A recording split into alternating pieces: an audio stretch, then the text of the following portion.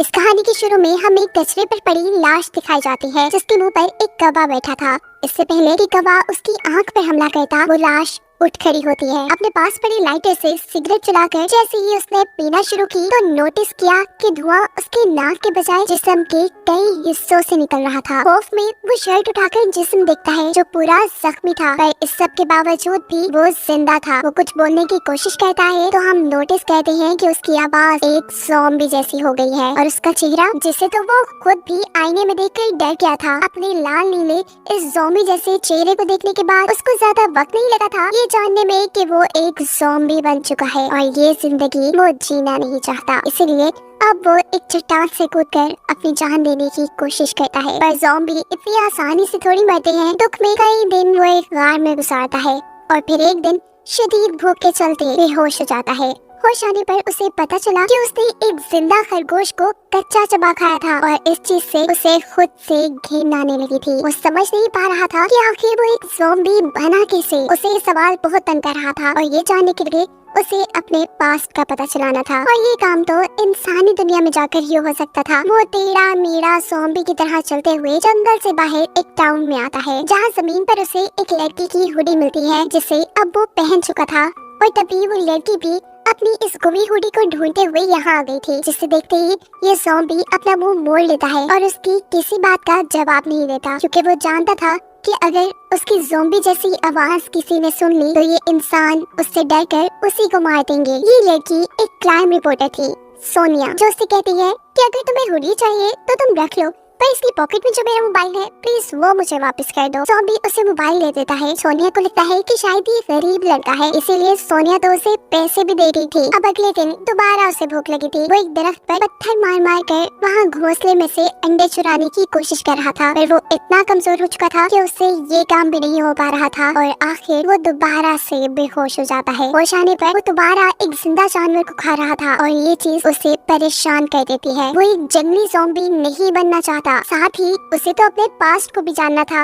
अपने पास्ट को जानने के लिए उसे इंसानों में घुल मिल कर रहना था और ऐसा वो तभी कर सकता था जब वो इंसानों की तरह बिहेव करता। और फिलहाल उसकी आवाज और उसकी जान बिल्कुल भी इंसानों जैसी नहीं थी, इसीलिए वो अपने आप को इंसानों जैसा बनने की ट्रेनिंग में मसरूफ कर लेता है। वो टाउन की एक पुरानी जिम में जाता है और ट्रेडमिल के ऊपर चलने की प्रैक्टिस करना शुरू कर देता है। पहले पहले तो उसे काफी मुश्किल हो रही थी, लेकिन थोड़ी ही कोशिश के बाद वो इंसानों की तरह चलना सीख चुका था। अगले सीन में वो मुंह में लकड़ी रखकर बोलने की प्रैक्टिस करता है। ज़ॉम्बी वाली वो राहत पे काबू पाते हुए वो अल्फाबेट्स बोलते बोलते अब इंसानों की तरह बोलने भी लगा था। एक किताब की मदद से वो चॉपस्टिक पकड़ना सीखता है और खाने पीने के एटिकेट सीखता है, जिसके बाद फाइनली अब वो तकरीबन इंसानों की तरह हरकतें करने लगा है। कपड़ों का इंतजाम तो वो टाउन में से चोरी करके कर लेता था और रहने के लिए उसने कब्रिस्तान अपना ठिकाना बना लिया था, जहाँ एक दिन वो देखता है कि किसी आदमी ने दूसरे आदमी का मर्डर करके उसे खाई से नीचे गिरा दिया है। ज़ॉम्बी उस आदमी को चेक करने के लिए अब खाई में जाता है कि वो जिंदा भी है या मर गया। अभी तो फिलहाल के आदमी जिंदा था। वो आदमी ज़ॉम्बी को एक चाबी देता है जिसके बाद मर जाता है। ज़ॉम्बी इस आदमी की कब्र बनाता है और इसके बैग को चेक करता है। बैग के अंदर एक विजिटिंग कार्ड से उसे पता चला है कि ये आदमी किम नाम का एक डिटेक्टिव था। इसी कार्ड पर उसके ऑफिस का एड्रेस भी लिखा था, जहाँ अब ज़ॉम्बी कुछ दिन रहने का फैसला करता है। इस जगह को देखकर तो ऐसे लग रहा था कि जैसे काफी सालों से यहाँ कोई रह ना रहा हो, पर फ्रिज में बहुत सा खाना रखा था जिसे ज़ॉम्बी बहुत ज्यादा भूख लगने की वजह से खा जाता है, लेकिन वो एक ज़ॉम्बी है और ये इंसानों वाला खाना वो डाइजेस्ट नहीं कर पाया। रात में उसे खूब वॉमिट होती है। वो समझ आता है कि वो सिर्फ कच्चा गोश्त ही खा पाएगा, जिसे खरीदने के लिए उसे पैसों की जरूरत थी, इसीलिए वो पिज्जा पैक करने का काम शुरू कर देता है। जिस दौरान डिटेक्टिव किम के फोन पे एक कॉल आती है।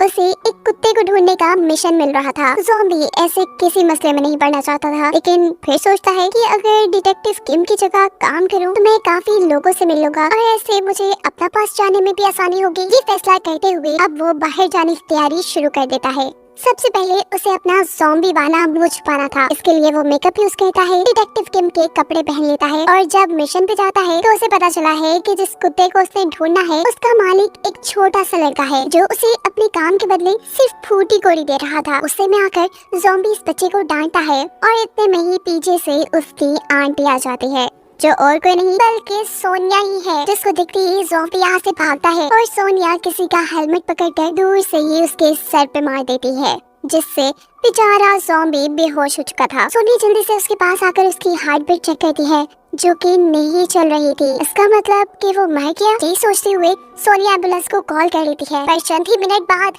वो एम्बुलेंस में खड़ा होकर सबको डरा देता है। सोनिया जबरदस्ती उसे हॉस्पिटल ले जाती है जहाँ वो सबको चकमा देकर भाग निकलता है। उसे अब बहुत ज्यादा भूख लगी थी। वो एक आदमी को खाने वाला था, लेकिन तभी उसे होश आ जाता है। तभी उसे यहीं करीब एक कुत्ता नजर आता है। वो उसे खाने के लिए आगे बढ़ता है तो इस कुत्ते पर भी उसे तरस आ जाता है। ये अच्छा ज़ॉम्बी बेचारा किसे खाए फिर भूखा वो अपने घर पे बैठा था कि तभी उसे अनाउंसमेंट सुनाई देती है कि कहीं फ्री सूप मिलेगा। वो जब वहाँ पहुँचता है तो उसे पता चलता है कि फ्री सूप तो खत्म हो चुका है और अब अगर उसे यहाँ सूप चाहिए तो इसी होटल की प्रमोशन के लिए यहाँ कुछ ज़ॉम्बी बने इंसान डांस कर रहे हैं, उसे भी डांस करना पड़ेगा। डांस तो उसने क्या खूब किया था। अब सूप मिलने का वक्त था, लेकिन वो सूप छोड़कर किचन में जाकर कच्चा गोश्त खाना शुरू कर देता है, जो देखकर यहाँ की शेफ चिल्लाती है। हम देखते हैं कि इसी होटल में सोनिया और उसका एक और डिटेक्टिव दोस्त भी था जो अब ज़ॉम्बी को मारने के लिए उसके पास आ रहा था, पर बेचारा ज़ॉम्बी से मार खा लेता है। ज़ॉम्बी इस वक्त बहुत जुनून में नजर आ रहा है। वो भागते हुए इन सब से बचने के लिए जंगल में चला जाता है। अब जैसे ही उसके अंदर का ज़ॉम्बी मूड थोड़ा कम होता है, वो इंसानों वाली हालत में वापस आना शुरू करता है। तो वापस डिटेक्टिव किम के ऑफिस आने का फैसला करता है, जहाँ रास्ते में वो एक बच्चे के मरने की न्यूज देखता है। इस बच्चे को देखकर उसे पता नहीं क्या हो गया था। वो इतना गुस्से में आ जाता है कि स्क्रीन को ही मारने लग जाता है और फिर गुस्से में काबू पाते हुए ऑफिस में आकर बेचारा परेशान ही बैठा था कि तभी यहाँ पर डिटेक्टिव किम की मकान मालिक आ जाती है। वो किराया मांगने आई थी। अब ज़ॉम्बी यहाँ रह रहा था तो ज़ॉम्बी को ही किराया देना था, इसलिए उसे पैसे चाहिए थे। वो जब पैसे कमाने का सोच रहा होता है तो उसे याद आता है कि एक मरतबा सोनिया उसकी ऑफिस आई थी, क्योंकि सोनिया ने उसे चोट पहुँचाई थी। सोनिया नहीं चाहती थी कि डिटेक्टिव किम, जो कि इस वक्त ज़ॉम्बी बना हुआ है, वो सोनिया पर कोई केस करते। वो एक सेटलमेंट एग्रीमेंट लेके आई थी, लेकिन ज़ॉम्बी ने तो वो एग्रीमेंट फाड़ दिया था। अब ज़ॉम्बी उसी एग्रीमेंट को ढूंढता है और सोचता है कि अब तो मैं $1,00,000 मांगकर अपनी सारी प्रॉब्लम्स दूर कर लूंगा। वो जब सोनिया से बात करने के लिए जा रहा था तो वो देखता है कि सोनिया को कोई किडनैप कर रहा है। किसी हीरो की तरह ये ज़ॉम्बी उन किडनैपर्स की गाड़ी के रास्ते में आते हुए सोनिया को बचाकर अपने ऑफिस ले आता है। यहाँ वो सोनिया से कहता है कि तुमने उस दिन मेरे सर पे हेलमेट मारा था, मेरे सर पे शदीद चोट लगी है, जिसकी वजह से अब मैं अपना डिटेक्टिव वाला काम अच्छे से नहीं कर पा रहा हूँ। मुझे अब $1,00,000 सेटलमेंट अमाउंट चाहिए। और यहाँ सोनिया बेचारा समूह बनाकर कहती है, यार मेरे पास तो खुद कोई पैसे नहीं है, अगर तुम चाहो तो मैं तुम्हारी असिस्टेंट बनके तुम्हारा सारा काम कर सकती हूँ, वो भी बिना पैसों के। ये सारी बातें सुनकर वो सोनिया से कहता है, उठो और निकलो यहाँ से।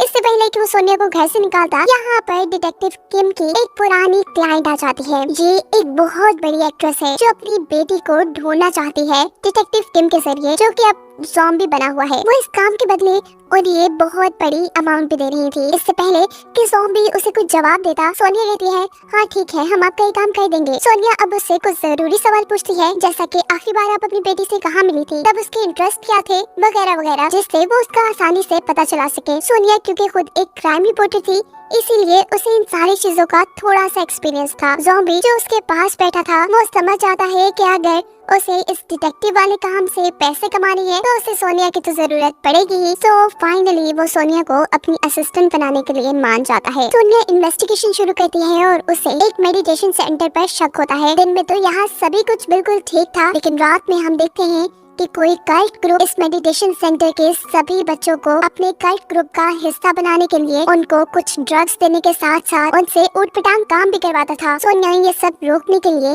एक ड्रम में बैठकर रात में इस सेंटर में घुस जाती है और यहाँ उसे वो लड़की भी मिल जाती है जिसे वो ढूंढ रहे थे, यानी एक्टर की बेटी। सोनिया जब इस लड़की को बचाकर इस सेंटर से बाहर निकल रही थी तो उसे यहाँ कल्ट लीडर भी नजर आ जाता है, जो जान चुका था कि सोनिया को उसकी सच्चाई पता चल गई है। उसका आदमी सोनिया को पकड़कर मारने वाला होता है कि पीछे से ज़ॉम्बी कार्ड्स को चाकू की तरह इस्तेमाल करते हुए उसे मार देता है, जिसके बाद अब वो लीडर खुद अपनी शार्प स्टिक से सोनिया को मारने वाला था, लेकिन वक्त रहते ही ज़ॉम्बी उन दोनों के भी दरमियान में आ जाता है, जिससे सोनिया बच जाती है। वो शार्प स्टिक ज़ॉम्बी के पेट में घुस गई थी, लेकिन ज़ॉम्बी को तो दर्द महसूस ही नहीं हो रहा था। वो गुस्से में अब कल्ट लीडर की गर्दन पकड़कर उसे मारने वाला था, लेकिन तभी सोनिया चिल्लाकर उसे रोक देती है और थोड़ी देर में हम देखते हैं कि इस कल्ट लीडर को पुलिस आकर पकड़ चुकी थी। फाइनली सोनिया और ज़ॉम्बी ने अपना एक मिशन पूरा किया था। इसी की मुबारकबाद देने के लिए सोनिया जब ज़ॉम्बी के घर आती है तो ज़ॉम्बी को बिना कपड़ों में देखकर डर जाती है क्योंकि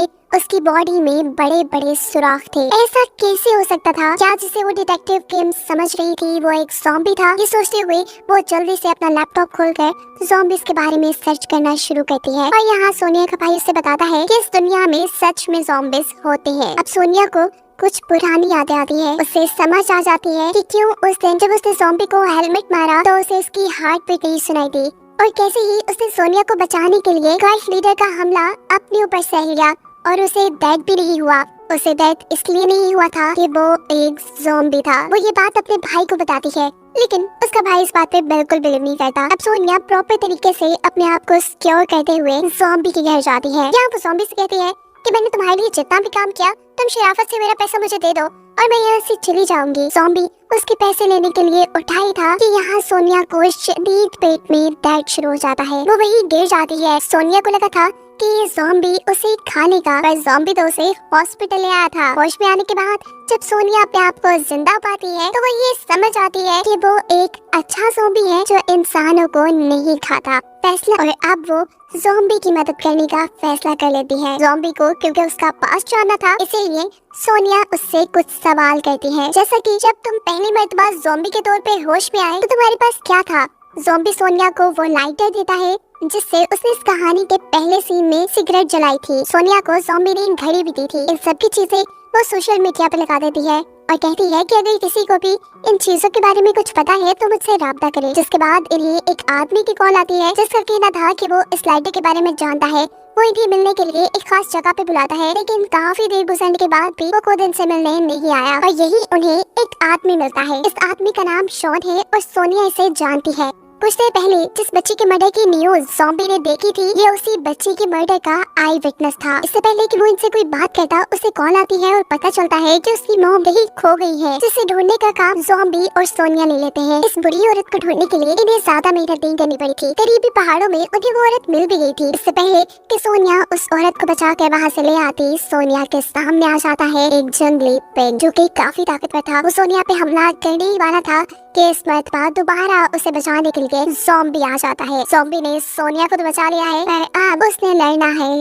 इस जंगली पिग से। उसे शायद अभी इस पिग की ताकत का अंदाजा नहीं था। पिग ने तो इधर उधर मार मार कर उसका बुरा हाल कर दिया था। गुस्से में ज़ॉम्बी अब कुछ सोचते हुए एक चट्टान पर खड़ा हो जाता है और इस पिग को अपनी तरफ बुलाता है। पिग जैसे ही उसकी तरफ जाता है तो ज़ॉम्बी एक साइड पर हो चुका था जिससे वो पिग अब खाई में गिर जाता। पर अफसोस गिरते गिरते उसने ज़ॉम्बी को भी पकड़ लिया था। ये देखकर सोनिया डर जाती है कि शायद ज़ॉम्बी भी मर गया, लेकिन वो देखती है कि कुछ ही देर में ज़ॉम्बी उस पिग को एक डंडे से बांधकर ऊपर लेके आ रहा था। खैर अभी दोनों उस बुढ़ी औरत को लेकर शॉन के पास आ जाते हैं। शॉन अपनी माँ को ढूंढने के लिए उनका शुक्रिया अदा करता है और यहाँ शॉन की मॉम शॉन के बजाय ज़ॉम्बी को अपना बेटा समझकर उसको गले लगाकर रोने लग जाती है, जिसको देखकर ज़ॉम्बी को एहसास होता है कि शायद उसकी भी माँ होगी जो उसका ऐसे ही इंतजार कर रही होगी। कुछ टाइम बाद ज़ॉम्बी सोनिया को बताता है कि उसे मरने वाले बच्ची के वियंस आते हैं जहाँ उसके हाथ में एक डॉल भी है। सोनिया को लग रहा था कि ज़ॉम्बी और उस बच्ची का कोई लिंक हो सकता है, लेकिन ज़ॉम्बी कह रहा है कि वो वियन में बच्ची के पास एक डॉल देखता है।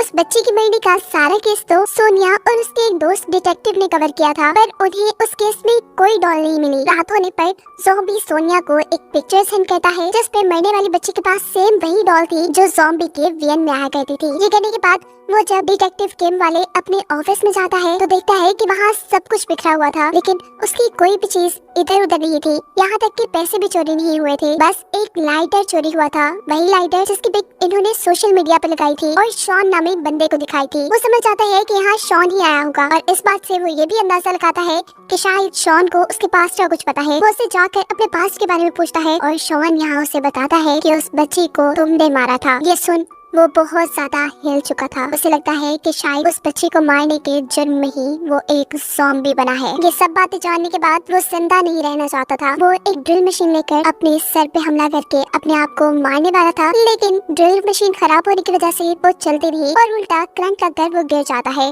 जिसके बाद वो शहर छोड़ने का फैसला कर देता है। जबकि दूसरी तरफ सोनिया मरने वाली बच्ची के डैड से मिलती है, जिसके घर पर उस बच्ची की एक तस्वीर में ज़ॉम्बी खड़ा नजर आता है। बच्ची के डैड से पता चलता है कि वो ज़ॉम्बी पहले इस छोटी बच्ची का बॉडीगार्ड था। फाइनली ज़ॉम्बी की पास्ट की सच्चाई अब सोनिया को पता चल गई थी।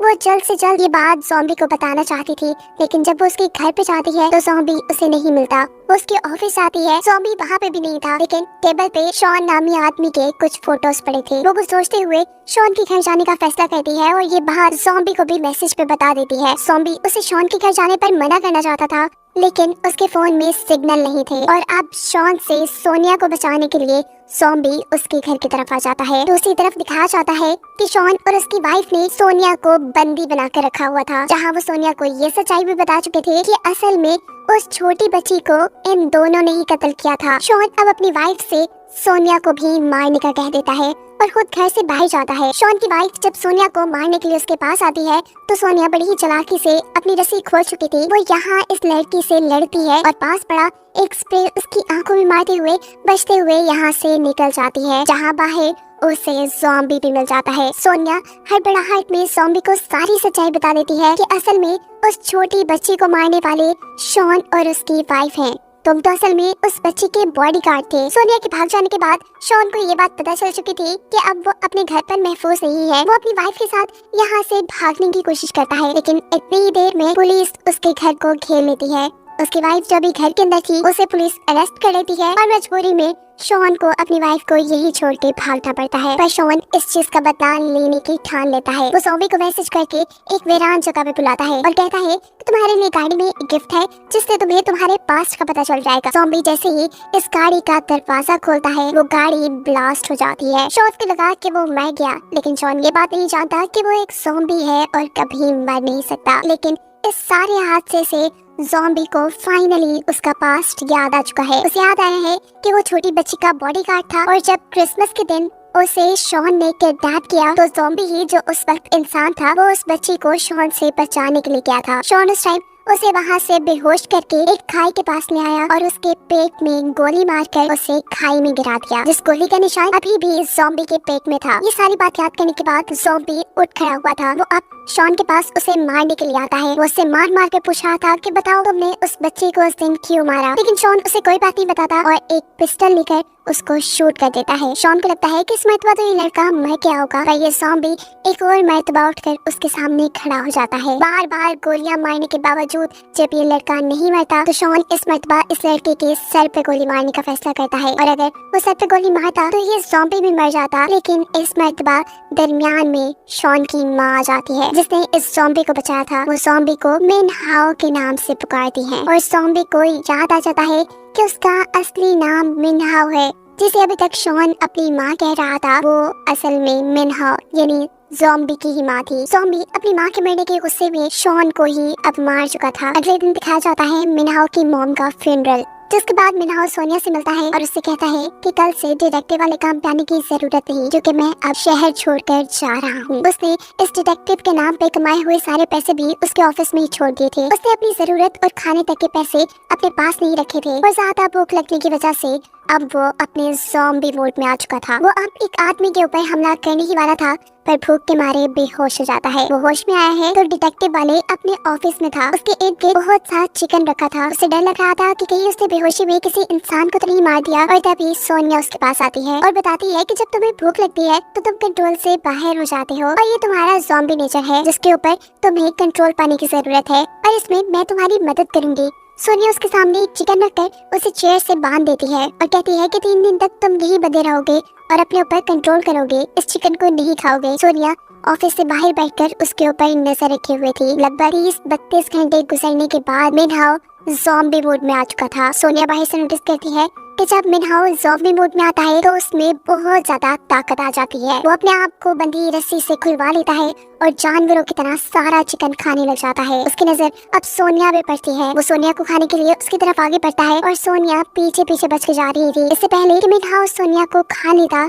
सोनिया को नीचे पड़ा एक फ्राई पैन मिलता है जिसे वो उसके सर पे मार के उसे बेहोश कर देती है। होश में आने पर सोनिया उसे बताती है कि तुम ज़ॉम्बी मोड में बहुत खतरनाक बन गए थे और अब तुम्हें कंट्रोल करने का मुझे सीक्रेट पता चल गया। वो उसे यहाँ पर एक फ्राइंग पैन दिखाती है, जिसके बाद वो उसे कहती है कि तुम्हारा इस ऑफिस में रहना ही तुम्हारे लिए और बाकी इंसानों के लिए बेहतर होगा। इस तरह मिन हाओ दोबारा डिटेक्टिव किम की आइडेंटिटी लेने का फैसला करता है और सोनिया से कहता है कि सोचने वाली बात है कि आखिर उस दिन किम को मारा किसने था। इसके ऊपर सोनिया ने पहले से ही रिसर्च की हुई थी। वो कहती है कि किम की कोई फैमिली नहीं थी, वो अपने डैड की ग्रेव पे उस दिन गया था जहाँ उसे नेपन नामी आदमी ने मारा, और वो खुद पहाड़ के ऊपर इलीगल ड्रग्स को डिस्पोज करने के केस में अभी तक जेल में है। दिखाया जाता है कि वो आदमी जेल से बाहर निकल चुका है। उससे पता चला है कि डिटेक्टिव किम अभी जिंदा है, लेकिन डिटेक्टिव किम को तो उसने खुद मारा था। वो अब कुछ दूसरे डिटेक्टिव्स को किम की जगह बने इन नकली डिटेक्टिव्स पर यानी सोनिया और मिनहाओ पर नजर रखने को कहता है। यहाँ किम के मर्डर केस को इन्वेस्टिगेट करने के लिए ये लोग उस सैलून में आते हैं जहाँ पे किम आखिरी मर्तबा आया था। यहाँ उन्हें पता चलता है कि किम डॉक्टर नो नामी बंदे के ऊपर रिसर्च कर रहा था जो अपने हॉस्पिटल के अंदर जानवरों के ऊपर तरह तरह के एक्सपेरिमेंट करते हैं। जब ये लोग डॉक्टर की क्लिनिक पे जाते हैं तो मिनहाओ उस डॉक्टर को देखकर पहचान जाता है कि इसी आदमी ने तो किम को मारा था। यहाँ वो डिटेक्टिव जो मिनहाओ और सोनिया के पीछे थे वो जाकर उस डॉक्टर को बताते हैं कि ये आदमी तुम्हारे क्लिनिक तक आया है। जिसके बाद डॉक्टर इस डिटेक्टिव को मिनहाओ को किडनैप करने का चैलेंज दे देता है। ये डिटेक्टिव बहुत काम करता है, इलेक्ट्रिक ट्रैप लगाता है, मिनहाओ के घर 6 बंदे भेजता है, उससे खुद जाकर लड़ता है, लेकिन बेचारा हर मर्तबा मिनहाओ को पकड़ने में नाकाम था। इसलिए वो डॉक्टर नो से कहता है ये लो तुम्हारे पैसे, मैं तुम्हारा काम भाई नहीं कर सकता। यहाँ वो डॉक्टर को बताता है कि वो इंसान थोड़ी लगता है, उसने तो किसी जानवर की तरह मुझे खाने के लिए मुझ पर हमला भी कर दिया था, यहाँ तक कि मैंने तो उसके दिल को भी चीर दिया और वो फिर भी नहीं मरा। डॉक्टर तो अपना काम ना होने के बावजूद भी खुश थे क्योंकि एटलीस्ट ये डिटेक्टिव मिनहाओ का डीएनए तो ले आए थे डॉक्टर के पास, और डीएनए से उन्हें पता चलता है